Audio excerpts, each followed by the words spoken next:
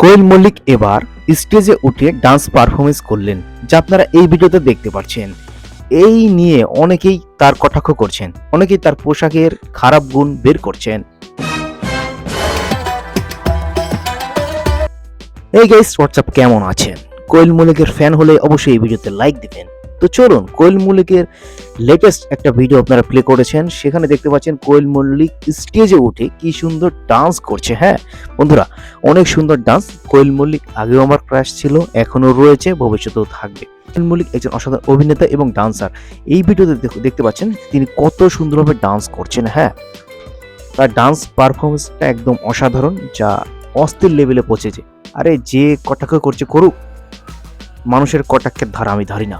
আপনার কাছে কোয়েল মল্লিক বেস্ট কিনা কমেন্ট করে জানান। ধন্যবাদ।